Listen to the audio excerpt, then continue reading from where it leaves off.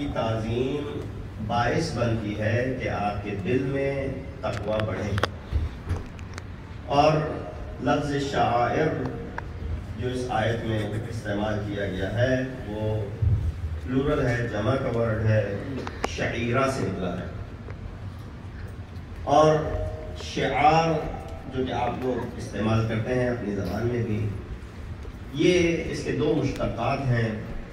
ایک شعر سے نکلا ہے جو بال کے معنی میں ہے، عربی میں شعر بال کو کہتے ہیں. بال اس لیے کہ آپ کا لباس آپ کے بالوں کے بالکل نزدیک ہوتا ہے. اور دوسرا جو اس کا مشتق ہے وہ شعور سے نکلا ہے کہ جو بہرحال لفظ بخوبی واقف ہیں، جو عقل اور تدین کے معنی میں ہے شعور رکھنا، کسی چیز کا علم رکھنا، کسی چیز کی آگاہی رکھنا. یقیناً یہ لفظ شاعر، شعار اس معنی میں جو کہ آگاہی اور حکمت اس معنی میں لیا گیا ہے اس آیت میں. لیکن جب اس لفظ کا استعمال کیا گیا تو اس کے ذیل میں بہت ساری چیزوں کو بیان کیا گیا کہ وہ کون سی چیزیں ہیں کہ جو شعائر اللہ میں شامل ہیں. اسی سورہ حج کی آپ اگر پچھلی اور آگے پیچھے کی جو آیات کا مطالعہ کریں تو اللہ سبحانہ و تعالی نے کچھ چیزوں کو شعائر اللہ میں شمار کیا ہے. شاعر کے اردو معنی بھی کر دوں، شعائر یعنی نشانیاں. لفظ شعار سلوگن کے معنی میں آتا ہے، سمبل کے معنی میں آتا ہے، اور نشانی کے معنی میں آتا ہے، علامت کے معنی میں آتا ہے. وہ کیا علامتیں ہیں؟ کچھ کا قرآن نے تذکرہ کر دیا.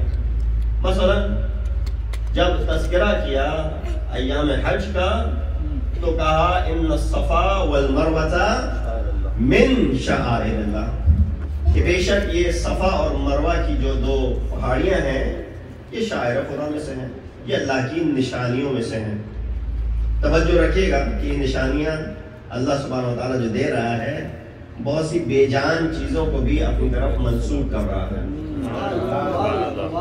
کہ یہ صفا اور مروہ جو بظاہر دو پہاڑیاں ہیں یہ اللہ کی نشانیوں میں سے ہیں.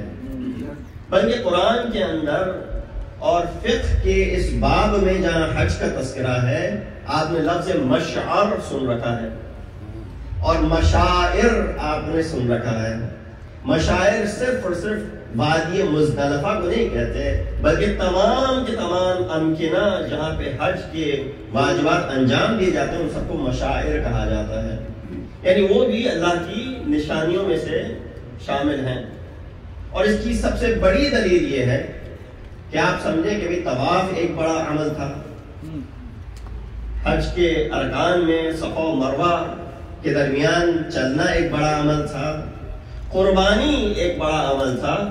لیکن اللہ نے جس چیز کو شاعر کہا وہ اس جانور کو کہا جو تم ساتھ لے کے آئے ہو یا وہاں قربانی کرتے ہو. سبحان اللہ. کہا والبدن جعلناہم من شعائر اللہ، کہ یہ جو بدن ہے، بدن یعنی جو قربانی کا جانور ہے، اس کو بھی ہم نے جعل کیا ہے، بنایا ہے اللہ کی نشانیوں میں سے. تو صفا اور مروہ بھی نشانیاں ہو گئیں. یہ جانور بھی جو ابھی تک بازار میں تھا اب آ گیا آپ کے حج کا جز بن گیا، تو یہ بھی اللہ کی نشانیوں میں سے شامل ہو گیا. نشانی خدا کس چیز کو کہتے ہیں؟ یقیناً آپ سب اس سے بہتر جانتے ہیں. نشانی وہ چیز جس سے آپ کو یاد خدا ہو، جس سے آپ کو اللہ کی یاد آئے. اسی لیے یہ کہا جاتا ہے کہ اکثر اپنے گیدرنگز کو، اپنے میل ملاپ کو یا اپنی کمپنی کو علماء کی گیدرنگز میں رکھو، علماء سے ملنا جلنا رکھو. کیوں؟ اس لیے کہ وہ آپ کو یقیناً دین کی بات بتائیں گے، علم کی بات سکھائیں گے. اگر ایسا ہوتا ہے علم کی بات سکھائیں گے تو یقیناً آپ کو اللہ کے نزدیک لے کے جائے گی، اللہ کے قریب پہنچائے گی. تو یہ بھی ایک نشانیوں میں سے ہو گیا کہ جو بھی چیز انسان کو اللہ سے نزدیک کرے وہ اللہ کی نشانیوں میں سے شامل ہوتی ہے. مدعا کیا ہے کہ اللہ نے مختلف چیزوں کو اپنا شعائر میں شمار کیا. انہی ایک شعائر میں شعائر حسینی بھی شامل ہیں. یہ جو مجلس عزا ہم برپا کرتے ہیں اس کی اہمیت ہم عبادت سے کم نہیں جانتے، اور چونکہ اس کو بھی عبادت کی نگاہ سے انجام دیتے ہیں تو یہ بھی کیا ہوئی؟ شعائر اللہ میں شمار ہوئی، جو کہ ہے شعائر حسینی، لیکن جو چیز حسین کی ہے وہ یقیناً اللہ کی ہے، خدا کی ہے۔ تو لہذا جو شعائر حسینی ہیں اس مجلس اعضاء سے منسوب، وہ سب کے سب شعائر اللہ میں بھی شامل ہوتے ہیں۔ ان میں سے ایک چیز یہ علم پاک ہے کہ جو آپ منسوب کرتے ہیں۔ پانی مجلس کی خواہش تھی کہ کچھ اس علم کے حوالے سے میں آپ کے سامنے گزارشات پیش کروں۔ تو جو سب سے پرانی تاریخ ملتی ہے علم کی کہ یہ سلسلہ کب اور کہاں سے شروع ہوا، تو اس کی سب سے پرانی تاریخ تو خود جنگیں ہیں کہ جس میں رسول اکرم حضرت محمد مصطفیٰ صلی اللہ علیہ وسلم، اسلام کی پہلی جنگ ہے جنگ بدر، اس کے بعد ہے جنگ احد۔ ان میں رسول اللہ نے پرچمدار کو دے کے بھیجا ہے، جو علم بردار ہوتا تھا یا علمدار جس کو کہتے تھے۔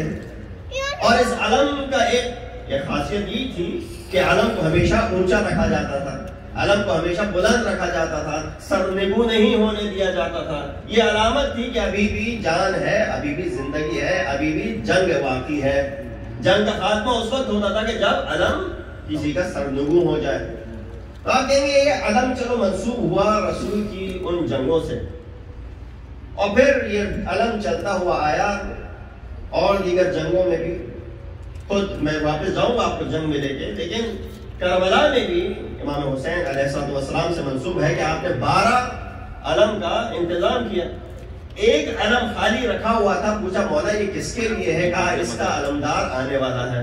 اور وہ جب منتظر تھے حبیب ابن مظاہر کے، اور حبیب آئے ہیں تو ان کے ہاتھ میں وہ علم دیا ہے۔ امام نے بھی جب اپنی سپاہ کی تنظیم شروع کی تو میمنہ، میسرہ اور مرکز 3 بنائے۔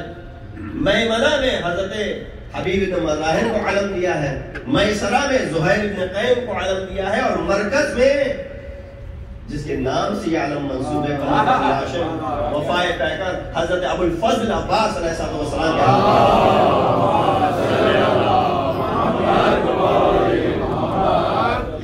لہذا غازی کا علم حضرت عباس کی ذات سے اس طریقے سے منسوب ہوا۔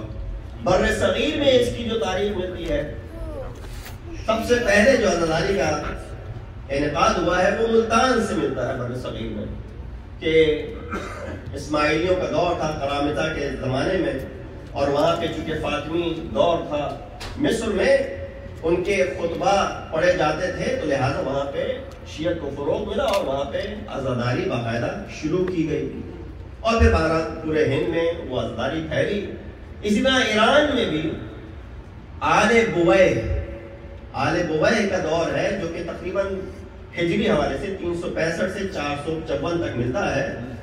ان کے دور میں سب سے پہلے علم کی تنصیبات کا سلسلہ شروع ہوا، مختلف قسم کے علم بنائے جانے لگے اس زمانے میں، اور بہرحال وہ تھوڑے سے متاثر تھے عیسائیوں سے بھی، تو انہوں نے جو اپنے علم کو بنانا شروع کیا تو تھوڑی طرز عیسائیوں کی طرز پہ بنی۔ اسی لیے آپ اگر آج بھی جائیں ایران میں یا عراق میں عاشور کے دن، تو آپ کو علم نظر آئیں گے کہ جو شاید لمبے نہ ہوں مگر عرض میں زیادہ ہوتے ہیں۔ عرض میں بر صغیر میں آپ کو علم نہیں ملے گا، بر صغیر میں علم استوا میں ہی ملیں گے آپ کو، طول میں ہی ملیں گے، لیکن عرض میں آپ کو ایران اور عراق میں نظر آئیں گے، اور بڑے بڑے علم ہوتے ہیں، اور ہر علم کی پہن جو ہے وہ 40 میٹر کے قریب ہوتی ہے، اور اس کو ایک بندہ یقیناً نہیں اٹھا سکتا، اور اس کو اس طریقے سے لے جایا جاتا ہے۔ لیکن یہ علم جو تھے یہ بعید از یعنی فطرت تھے، اس لیے کہ حضرت عباس نے جس علم کو اپنے ہاتھ میں اٹھایا ہوا تھا وہ یہ پہن عرض والا نہیں تھا، بلکہ وہ وہی طولی علم تھا کہ جو حضرت عباس سے منسوب ہے۔ لہذا اس کی اہمیت کیا ہے بچوں کے لیے بیان کرتا چلوں۔ آپ بزرگ جانتے ہیں کہ پرچم کی کیا اہمیت ہوتی ہے، ہر ملک میں اپنے پرچم کی ایک اہمیت ہے اور ایک احترام ہے۔ ہر ملک اپنے پرچم کی رسپیکٹ کرتا ہے، محترم جانتا ہے اس کو۔ کوئی اگر ذرا سی بھی بے احترامی کرے اس پرچم کے ساتھ تو اس کے اوپر جو ہے وہ حد تک جاری ہو سکتی ہے، اس کو جو ہے وہ کرمنل ایکٹیویٹی میں بھی شمار کیا جا سکتا ہے، یا کسی کے پرچم کو پاؤں تلے رونگنا ایک بری چیز سمجھی جاتی ہے، ڈس ریسپیکٹ سمجھی جاتی ہے.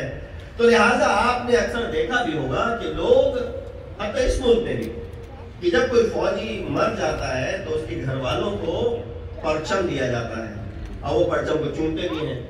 اور ہم رات بھی جس ملک سے ہم لوگ آئے ہیں، ہمارے اس حب الوطنی کے طور پہ ہم اپنے پرچم کی بہت رسپیکٹ کرتے ہیں اور حتی اس کو چومتے بھی ہیں. کسی نے آج تک یہ نہیں کہا کہ جب آپ نے اپنے ملک کے پرچم کو چوما ہے تو یہ بدعت ہے.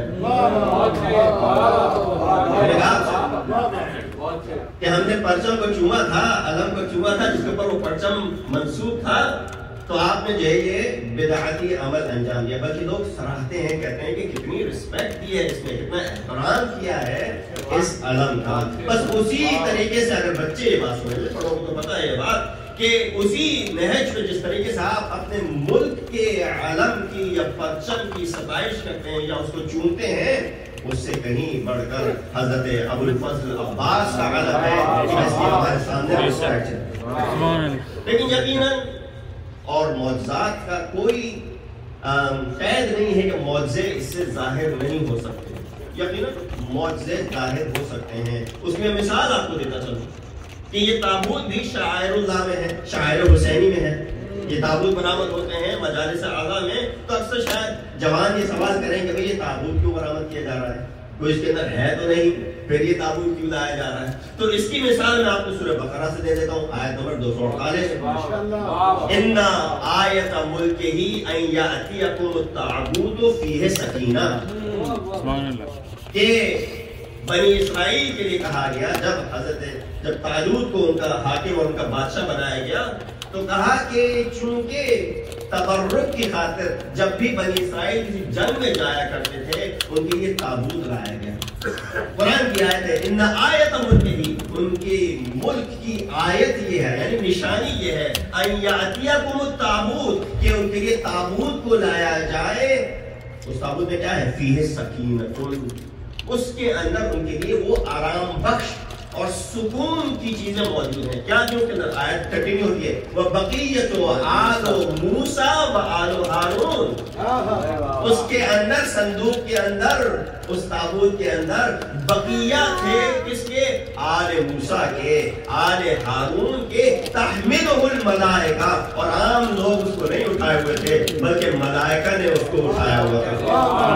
یہ سورہ بقرہ آیت نمبر 248 جا کے چیک کر لیں کہ جس کے اندر تابوت کا تذکرہ کیا جا رہا ہے اس تابوت کے اندر کوئی شخص موجود نہیں ہے، خالی ہے. یا اگر کوئی چیز ہے تو حضرت موسیٰ کے کپڑے ہوں گے، حضرت ہارون کا لباس ہوگا، یا ان سے جو چیزیں معین تھیں، ان سے جو چیزیں منسوب تھیں وہ اس تابوت کے اندر پائی جاتی تھیں. مگر کیا کمال تھا اس تابوت کا کہ جس جنگ میں بھی جاتے تھے اس تابوت کو لے کے برکت کی خاطر ان کو فتح یابی حاصل ہوتی تھی. محمد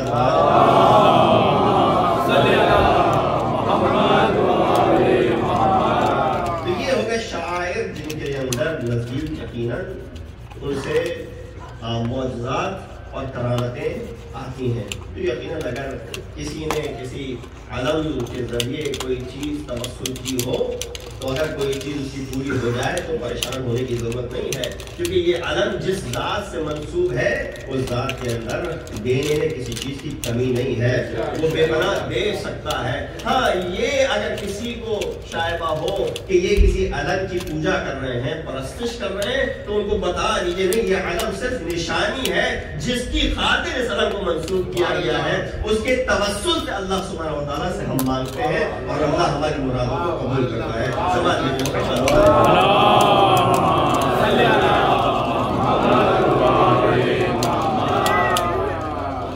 اور جنگیں جو رسول جس میں جایا کرتے تھے اس کے اندر رسول نے کئی مقامات سے امیر المؤمنین کو اپنا علمدار بنایا. اور اسی لیے آپ حدیث کے سامنے پڑھتے ہیں انت خلیفتی و صاحب لوائی، یعنی آپ میرے خلیفہ بھی ہیں اور آپ میرے صاحب لوا بھی ہیں. لوا علم کا ایک اور نام ہے، رعیا پرچم کا ایک اور نام ہے. اس لیے خیبر کے مقام پہ رسول اکرم جب 39 دن تک خیبر فتح نہ ہوا تو رسول اکرم نے کیا کہا؟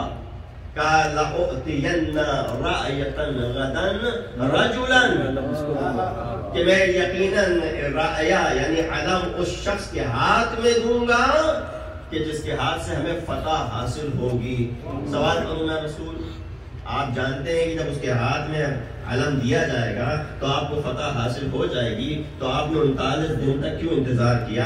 آپ پہلے ہی دن دے دیتے۔ خیبر میں 40 دن تک کیا ضرورت تھی بیٹھنے کی؟ ایک ہفتے بعد جب مستقل شکستیں ہوتی رہیں تب دے دیتے۔ مہینہ گزر گیا، شکست پہ شکست ہوتی گئی، لوگ جاتے رہے، شکست لے کے آتے رہے، آپ نے اس وقت کیوں نہ دیا؟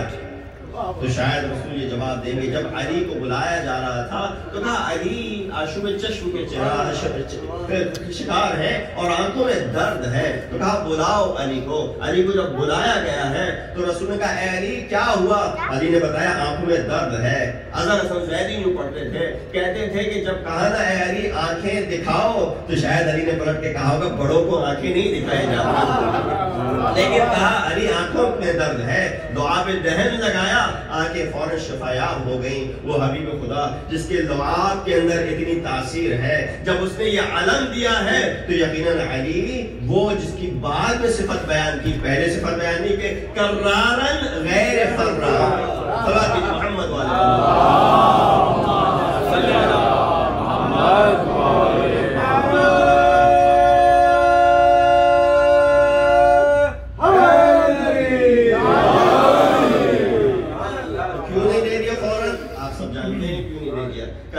شکایت نہ کرے، ہمیں تو جاننے کا موقع نہ ملا، ہمیں اگر بھیجا ہوتا تو ہم بھی فتح حاصل کر کے آ جاتے۔ سب کو ایکول اپرچونٹی، ہاں سب کو موقع دیا تاکہ سب جا کے زور آزمائی کر لیں، لیکن فتح ہونی تھی علی کے ہاتھوں۔ اسی لیے کہا رأیا، میں کل اس شخص کے ہاتھ میں رأیا دوں گا۔ علی کو کئی مرتبہ علمدار بنایا، صاحب لوا کہہ کے پکارا۔ اسی لیے آپ دیکھیں کہ علی اس طریقے سے ساتھ ہیں رسول کے، ہر مقام پہ نہج البلاغہ میں کتنی مرتبہ تذکرہ کرتے ہیں، حتیٰ اس وقت بھی جب ان کا مقام اگر سمجھنا ہو، کیونکہ بعض اوقات قرآن کی آیات شاید اس طرح کا تصور دیتی ہیں کہ یہ ہم جیسے ہی تھے اور ہم جیسے ہی تھے اس لیے کہ کھاتے پیچھے بھی تھے اور ان کی زندگیاں بظاہر ازواج بھی ہیں اور اولاد بھی ہیں اور ہماری جیسے ہی طرز زندگی ہے، اس لیے ہے کہ تاکہ تم ان کو اپنا نمونہ عمل بنا سکو، تاکہ تم ان سے سیکھ سکو، لیکن ہم جیسا کہہ دینے سے تم ان کو گھٹا دیتے ہو، اس لیے کہ ہم جیسے نہیں ہیں۔ کیوں؟ علی اس ذات کا نام ہے کہ جو امام صرف اپنے آنے والی بات کی امت کا نہیں ہے، علی اپنی امت سے پہلے کا بھی امام ہے۔ اس کی میں دلیل آپ کو دے دوں گا، علی اپنے باپ کا بھی امام ہے، اپنی ماں کا بھی امام ہے۔ کیسے؟ جب فاطمہ بنت اسد کا انتقال ہوا، رسول اللہ کے پاس آتے ہیں، علی کی میری ماں کا انتقال ہوا ہے، رسول نے کہا میری ماں کا گویا انتقال ہوا۔ آتے ہیں، اپنے لباس کا کفن دیتے ہیں اور پا پیادہ ان کی قبر تک آتے ہیں، لٹانے سے پہلے قبر میں خود لیٹ جاتے ہیں، اور پھر جب تدفین ہو جاتی ہے تو قبر پہ بیٹھتے ہیں اور تلقین پڑھتے ہیں، اور تلقین پڑھتے پڑھتے ایک دفعہ رسول یہ کہتے ہیں ابنو کی ابنو کی ابنو کی۔ لوگ پریشان، اس سے پہلے تلقین نہ ہوئی تھی، یہ پہلی تلقین ہے جو آپ لوگ دیکھتے ہیں اکثر تلقین پڑھی جاتی ہے۔ کہا رسول اللہ آپ نے اپنا کفن دیا، یہ تعجب آور تھا، آپ نے پہلے کبھی ایسا نہ کیا۔ کہا جب فاطمہ بنت اسد سے گفتگو ہوئی تھی نا قیامت کے اس منظر کی، اوریانیت کی، تو ان کو شرم اور حیا آئی۔ کہا کیسے اس محشر میں اوریان گھومیں گے؟ تو کہا میں تم کو اپنا لباس دوں گا، اس کا کفن دوں گا، وہ کبھی تمہیں اوریان نہ ہونے دے گا۔ دوسری چیز ہے رسول آپ قبر کے اندر اترے، کہا قبر کے اندر فشار ہوتا ہے، میرے جا کے لیٹنے سے اب وہ فشار ختم ہو گیا۔ اے رسول اللہ تیسری چیز آپ نے ان کے جسد پہ بیٹھ کے کہا ابنو کی ابنو کی ابنو کی 3 مرتبہ۔ تو وسطی کیا سلسلہ تھا؟ کہا جب منکر اور نکیر آئے سوال کرنے کے لیے اور پوچھ رہے تھے من ربو کی، تمہارا رب کون ہے؟ تو فاطمہ بنت اسد نے فوراً جواب دیا اللہ ربی۔ کہا من نبی کی، تمہارا نبی کون ہے؟ تو انہوں نے جواب دیا محمد رسول اللہ نبی جی۔ جب پوچھا اور چیزوں کے بارے میں تو جواب دیتی گئی، لیکن جب پوچھا نا من امام کی تو فاطمہ بنت اسد خاموش تھیں، کیا جواب دیں؟ ادھر علی کا نام لیے بغیر تمہارا داخلہ ممکن نہ ہوگا، تو لہذا مادر علی کو بھی کہلوانا پڑا ابنوں کی، اے فاطمہ بنت اسد اپنی بیٹی کا نام لیجئے، اپنی بیٹی کا نام لیجئے، اپنی بیٹی کا نام لیجئے، اپنے بیٹے کا نام لیجئے۔ جیسے ہی بیٹے کا نام لیا فاطمہ بنت اسد نے، منکر و نکیر ادھر سے چلے گئے۔ سبحان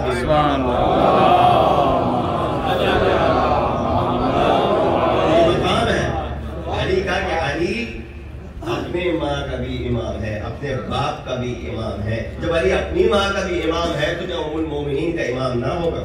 ان سب کا علی امام ہے۔ اب آپ دیکھیے وہ مرحلہ ہے، وہ منزل ہے۔ ایک اور سوال کی محمد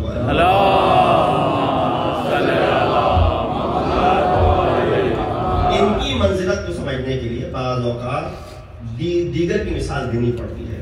قرآن میں حضرت سلیمان کا تذکرہ ہے اور کئی جگہ ہے، سورہ نمل کے اندر مفصل تذکرہ ہے، اور وہ تذکرہ جس میں حضرت سلیمان اپنے سپاہ کے ہمراہ چین جا رہے تھے، تو قرآن کی آیت نقل ہوتی ہے ایک چونٹی کی زبانی کہ یا ایھا النمل یا ایھا النمل ادخلوا مساکنکم لا یحطمن سلیمان وجنودہ وہم لا یشعرون، کہ ایک چونٹی نے یوں اظہار کیا کہ اے چونٹیوں، یہ چونٹی کی سردار تھی، تم اپنے بلوں میں داخل ہو جاؤ، کیوں سلیمان اور ان کی سپاہ یہاں سے گزرنے والی ہے، کہیں ایسا نہ ہو لا یحطمنکم کہ تم کو وہ کچلتے ہوئے گزر جائیں، وہم لا یشعرون، اور ان کو پتہ بھی نہ چلے۔ ابھی حضرت سلیمان کوسوں دور تھے، روایات میں ملتا ہے قصص الانبیاء میں کم از کم 3 کلومیٹر دور تھے، 3 مائل یا 3 کلومیٹر دور تھے، اور حضرت سلیمان زمین پہ بھی نہیں تھے بلکہ ہوا میں تھے۔ اگر اس زمانے میں کوئی یہ واقعہ سنا تھا تو کہتے ہیں اب کیا بات کر رہے ہیں، کیسے کوئی ہوا میں ہو سکتا ہے معلق؟ آج اگر کوئی یہ بات آپ کو بتائے کہ وہ ہوا میں تھے تو آپ ہو سکتا ہے بھائی فلائٹ لے رہا ہوں کہیں جا رہا ہوں۔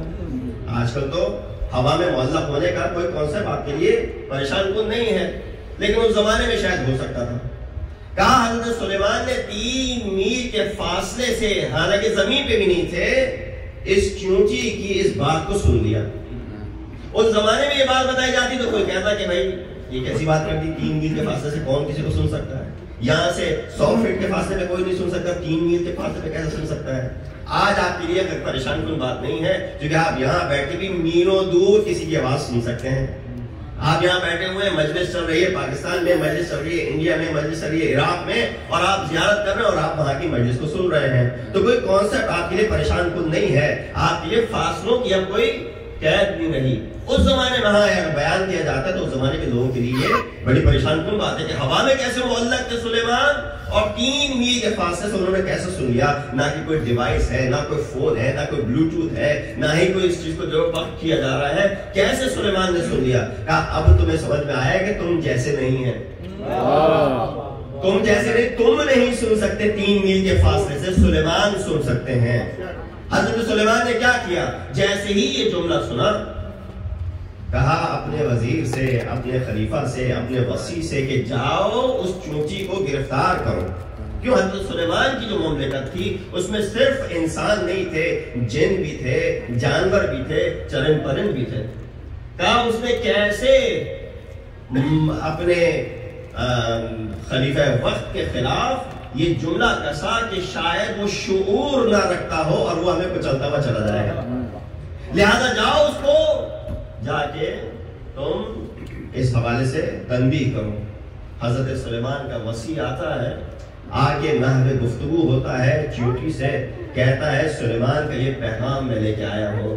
آپ تو ابھی تک یہ بیان کر رہے تھے کہ آپ جیسے نہیں ہیں، نبی آپ جیسے نہیں ہیں، نبی کا وصی بھی آپ جیسا نہیں ہے، کیونکہ یہ کوئی عام شخص نہیں تھا جس کو بھیجا تھا، وصی نبی آیا تھا۔ ادھر سلیمان نے 3 میل کے فاصلے سے آواز سن لی تھی، ادھر وصی آتا ہے، آ کے چونٹی سے گفتگو کرتا ہے، تو گویا وصی کو بھی اسی منزلت پہ ہونا چاہیے جس منزل پہ نبی قائم ہوتا ہے۔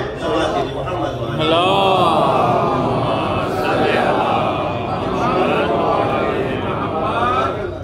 اس چونٹی کو حاضر کیا جائے، چونٹی کو لایا جاتا ہے۔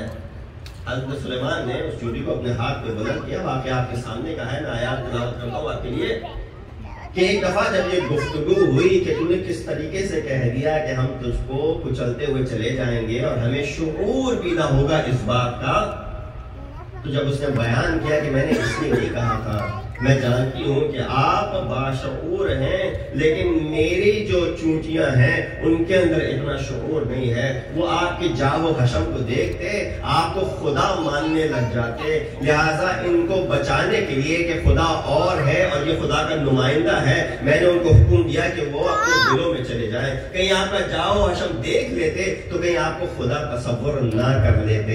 یعنی اس چونٹی کو پتا ہے خدا اور ہوتا ہے اور خلیفہ خدا اور ہوتا ہے، خدا اور ہوتا ہے، نبی اور ہوتا ہے، خدا اور ہوتا ہے، ولی خدا اور ہوتا ہے، لیکن آج کل کے لوگوں کو نہیں پتا ہے علی کو کس طریقے سے خدائی کی منزلت پہ پہنچا دیتے ہیں۔ صلوات بھیجئے محمد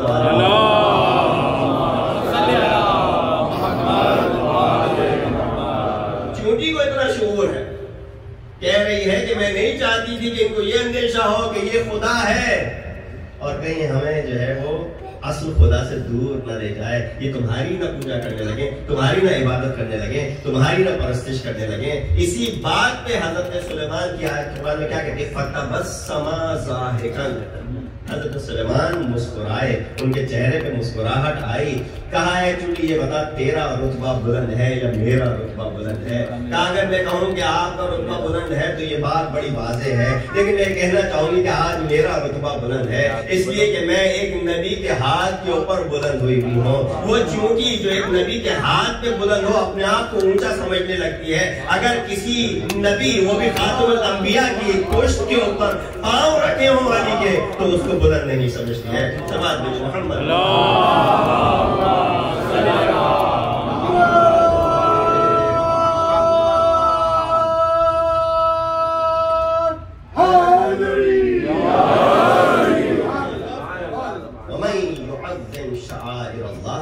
فَإِنَّهَا مِن تَقْوَى الْقُلُوبِ، جو بھی اللہ کی نشانیوں کی تعظیم کرے گا تو یہ باعث بنے گا اس کے تقوی کو بڑھانے کا۔ اب دیکھیے تعظیم ایک امر قصدی ہے، یعنی قصد سے کیا جاتا ہے، یعنی جان کر کیا جاتا ہے، انٹینشن کے ساتھ کیا جاتا ہے۔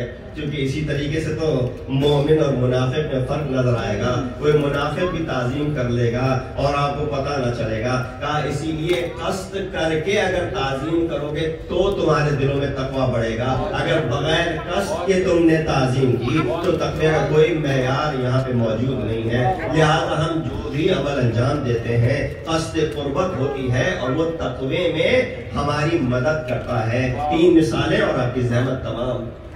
پہلی عبادت جو آپ کے تقوی کو بڑھانے کا باعث بنتی ہے، جس کے لیے سید الشہداء نے کربلا کٹا دیا، وہ ہے صلاۃ۔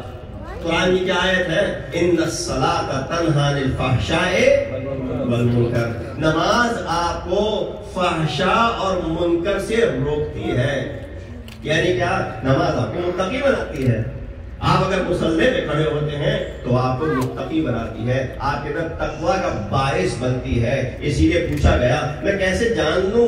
کیونکہ انسان جب کوئی عبادت کرتا ہے تو اس کا مقصد ہوتا ہے اس عبادت کے پیچھے، مقصد یہ ہوتا ہے یا ثواب حاصل کرنا چاہتا ہے، یا واجبات کو پورا کرنا چاہتا ہے، یا شو آف کرنا چاہتا ہے۔ اسی طرح آپ مجلس برپا کرتے ہیں تو کوئی خاص مقصد نہ بھی ہو تب بھی آپ کو اس مجلس کا اجر اور جزا ملتی ہے۔ آپ کے میں نے اجر اور جزا کے لیے تو مجلس برپا کی ہی نہیں، میں ان کو اس قابل سمجھتا ہوں، ان کا حق ہے کہ میں ان کے لیے مجلس برپا کروں۔ لہذا صلاۃ بھی انسان جب انجام دے، نماز بھی انسان اگر انجام دے تو اس خاطر نہیں کہ اس کو جنت مل جائے گی، اس خاطر نہیں کہ اس کو جہنم سے دوری مل جائے گی، اس خاطر عبادت کی ہے، سجدہ کیا ہے کیونکہ رب میں جانتا ہوں کہ تو اس قابل ہے کہ تیری اہلیت ہے کہ تجھے سجدہ کیا جائے، اہلیت رکھتا ہے سجدے کی۔ اسی طرح ہم مجلس بھی کرتے ہیں کیونکہ وہ اہل ہیں اس مجلس کے، لحاظ ہم مجلس برپا کرتے ہیں، ورنہ ہمیں کوئی طمع نہیں ہے کہ ہمیں اس کے عوض کوئی جنت ملنے والی ہے یا یہ نہ کریں گے تو جہنم میں ڈال دیا جائے گا، نہیں، اس لیے کرتے ہیں کہ وہ اہلیت رکھتے ہیں اس کی۔ یہ پہلی مثال ہو گئی نماز کی کہ انسان کو فحشاء اور منکر سے دور رکھتی ہے۔ کسی نے پوچھا کہ میں کیسے جان لوں کہ میری نماز قبول ہوئی؟ کہا اگر تم فحشاء اور منکر سے دور رہو تو تمہاری نمازیں قبول ہو رہی ہیں۔ ہے، لیکن نماز بھی پڑھ رہے ہو اور برائیوں میں بھی ملوث ہو تو جان لو کہ تمہاری نماز ابھی تک قبول نہ ہوئی۔ دوسری مثال اس کی روزے کی ملتی ہے، صوم کی ملتی ہے۔ قرآن کی آیت ہے سورہ بقرہ کی، یا پہلی ہی آیت ہے جس میں کہا گیا یا ایھا الذین آمنوا کتب علیکم الصیام کما کتب علی الذین من قبلکم لعلکم، آپ سب جانتے ہیں تتقون، کہ روزہ رکھو، روزے رکھنے سے تمہیں کیا فائدہ ملے گا؟ اول تو یہ کہ ایک عبادت تم انجام دے رہے ہو، بس ساتھ ساتھ عبادت کے ڈوئل ایفیکٹ ہیں اس کے، تمہیں عبادت کا تو اجر ملے گا ہی ملے گا، بس اس کے ساتھ ساتھ تم متقی بھی بنتے چلے جاؤ گے۔ سبحان اللہ۔ کیوں؟ اللہ کی جب تعظیم کرو گے شعائر کی تو تمہارے اندر تقوی خود بخود ابھر کے آنے لگے گا۔ تیسری مثال اور زحمت تمام، یہی جس سورے میں یہ آیت موجود ہے، سورہ حج، جس میں اللہ نے صفا اور مروہ کو شعائر میں شمار کیا، جس میں اللہ نے بدن یعنی اس جانور ذبیحہ جانور کو بھی شمار کیا، حتیٰ وہ قلائد جو اس کے گلے میں پڑے تھے اس کو بھی شعائر میں شمار کیا، اسی میں یہ قربانی ہے۔ حج کی تمام عبادتیں باعث تقوی ہیں، صرف ایک عبادت کو دیکھ لیا حج کی، وہ ہے قربانی۔ کیا کہا اس کی اگلی آیت میں؟ کہا لن ینال اللہ لحومها ولا دماؤها ولکن ینالہ التقوی منکم۔ یہ جو قربانی تم نے کی ہے، اس قربانی سے نہ ہی خون نہ ہی گوشت اللہ کو پہنچنے والا ہے، جو چیز پہنچنے والی ہے اس قربانی کی وہ تمہارا خلوص ہے اور وہ تمہارا تقوی ہے۔ اگر یہ چیزیں میسر ہیں، موجود ہیں، تو یقیناً تم نے اس عبادت کا حق ادا کیا۔ اب آئیے اس شخصیت کا تذکرہ کیا جائے کہ جو ساقی کوثر بھی ہے اور وہ ساقی کوثر کا فرزند بھی ہے۔ اس شخصیت کا تذکرہ کیا جائے جس کو یہ لقب ملا ابو القربا، یعنی جو مشکیزہ ساتھ لے کے چلتا تھا، جو سقائے سکینہ کے نام سے جانا چاہتا تھا، جس کو لواء امام حسین نے اپنے ہاتھ سے دیا، جس کو آپ قمر بنی ہاشم کے نام سے جانتے ہیں۔ کون ہے یہ حضرت عباس؟ امام حسین نے گویا 12 علم بنائے تھے، مگر سب سے مرکزی علم حضرت عباس ہے۔ اسی سے آپ حضرت عباس کے علم کی اہمیت کو پہچانے، اس لیے آپ حضرت عباس کے اس مقام کو پہچانیں۔ اسی لیے جب وقت آتا ہے سقائے سکینہ کہا جاتا ہے، میرا سوال ہے آپ کو، مسائل میں جانے سے پہلے حضرت عباس کو پانی نہ لا سکے تو پھر کیوں ان کو سقائے سکینہ کہا جاتا ہے؟ سقا اسے کہا جائے نا کہ جس نے پانی پلا دیا ہو۔ حضرت ابو طالب کو سقا کہا جاتا تھا، وہ حاجیوں کو پانی پلایا کرتے تھے۔ سقا وہ جو کہ پانی پلائے، حضرت ابو الفضل عباس کو پانی نہ پلا سکے، ان کی آس ٹوٹ گئی جب مشکیزے سے پانی پھیل گیا تھا۔ پھر سقا بھی پایا جاتا ہے، سقا اس لیے کہا جاتا ہے پانی پلانے والا زندگی بخشتا ہے۔ پانی متم حیات ہے، حیات انسان کو آگے بڑھانے والی چیز ہے، لہذا حضرت عباس وہ شخصیت تھے کہ جس نے حیات بخشی ہے، پانی نہ پلا کے بھی حیات بخشی ہے، وہ شخصیت ہے حضرت عباس۔ جب کہا امام حسین سے کہ مولا مجھ کو اجازت دیجئے کہ میں بھی مقتل کا رخ کروں، تو امام نے کہا ہے عباس تم تو میری سپاہ کے سالار ہو، تم تو میرے لشکر کے علمدار ہو، علم بردار ہو، میں تمہیں کیسے جانے دوں؟ حضرت عباس نے ایک دفعہ مڑ کے دیکھا، کہا مولا وہ لشکری کہاں جس کا میں علمدار ہوں، وہ سپاہی کہاں جس کا میں سالار ہوں؟ مولا مجھ کو بھی اجازت دیجئے، بس اب برداشت نہیں ہوتا ہے، ایک ایک کر کے سب کو شہید کر دیا گیا ہے، اب صبح سے لے کے اب تک لاشیں اٹھا کے بس ہم اور آپ ہیں، مولا اجازت دیجئے۔ حسین کیسے عباس کو جانے دیں؟ ابھی آپ نے سلام میں سنا عباس کے سامنے 2 لاکھ بھی کم تھے۔ مولا نے کہا ہے عباس اب کوئی بہانہ نہیں ہے تمہیں روکنے کا، لیکن ہاں العطش العطش کی آوازیں بلند ہو رہی ہیں، یہ بچوں کی العطش کی آوازیں بلند ہو رہی ہیں، کوشش کرو بچوں کو پانی پلا دو، اگر کچھ پانی میسر ہو جائے تو پھر بے شک تم مقتل کا رخ کر لینا۔ حضرت عباس آتے ہیں، ننھی سکینہ بھاگ کے آتی ہے، کہتی ہے کہ اے سکینہ جاؤ وہ مشکیزہ مجھے لا کے دو. جناب سکینہ مشکیزہ لا کے دیتی ہیں. اسی لیے مشکیزے کو قربہ کہتے ہیں عربی میں. حضرت عباس کو ابو قربہ کہتے ہیں. مشکیزہ لیتے ہیں جناب سکینہ کے ہاتھوں سے اور مشکیزہ لیتے ہی فرات کا رخ کرتے ہیں. یہ ننھی بچی 4 سال کا سن بیان کیا جاتا ہے. دیگر بچوں کو جمع کرتی ہے, سب کے ہاتھ میں ننھے ننھے کوزے دیتی ہے اور یہ کہتی ہے بچوں میرے چچا نے جب بھی وعدہ کیا ہے اس وعدے کی کو وفا کیا ہے, اس وعدے کو پورا کیا ہے, کبھی بھی وعدہ خلافی نہیں کی ہے. آج بھی پانی کا وعدہ کر کے جا رہے ہیں. گو کہ ہم لوگ 3 دن کے بھوکے اور پیاسے ہیں, لیکن پیاس علتش کی آوازیں بلند ہو رہی ہیں. میں آپ سے کہوں گا آپ تصور کیجئے کتنی آسانی سے آپ نے یہ مسائل سن لے. آپ جب آتے ہیں مجلس اعظم میں اور اگر مجلس کا دورانیہ 2-3 گھنٹے ہوتا ہے تو آپ بچوں کے لیے پانی ساتھ لے کے آتے ہیں, مائیں بچوں کے لیے دودھ ساتھ لے کے آتی ہیں کہ اگر بچے نے مجلس کے دوران بھوک اور پیاس کا تقاضا کیا تو اس کو پانی دے دیا جائے, اس کی بھوک کو مٹا دیا جائے. آپ تصور کیجئے یہ مائیں کربلا میں 3 دن سے موجود ہے. 7 محرم کے بعد سے بچے جب بلبلاتے ہوں گے ماں پہ کیا گزرتی ہوگی. اجرکم اللہ. بس اسی چیز کو مد نظر رکھتے ہوئے جب سکینہ کے ہاتھوں سے مشکیزہ لیا تو آپ سوچئے اس خیمے میں کیا خوشی کی لہر دوڑی ہوگی کہ عباس پانی لینے جا رہے ہیں. بس عباس نکلتے ہیں, فرات کا رخ کیا, پہنچتے ہیں, آپ کے سامنے ہیں سارے مصائب, لیکن جب پانی لے کے آ رہے تھے ایک ایسا تیر چوا لگتا ہے, پانی بہ جاتا ہے. عباس جو پہلے ہی اپنے بازو گوا چکے ہیں, راضی کہتا ہے سر کے بل زمین پہ آتے ہیں. جب پہنچے ایک دفعہ حسین کو آواز دی, امام حسین آئے نزدیک, آنکھ سے تیر نکالا, چہرے سے خون کو ہٹایا. عباس کوئی آخری خواہش ہے, کہا میرے لاشے کو خیمہ خانہ لے کے جائیے گا. سکینہ کو کیا منہ دکھاؤں گا. وہ سکینہ بی بی جب حسین آئے ہیں خیمے کی طرف اس عالم کو بلند کرتے ہوئے تو دیکھا کہ علم آ رہا ہے. اے بابا میرے چچا کدھر ہے؟ چچا نہ آئے, وہ فرات کنارے سو گئے.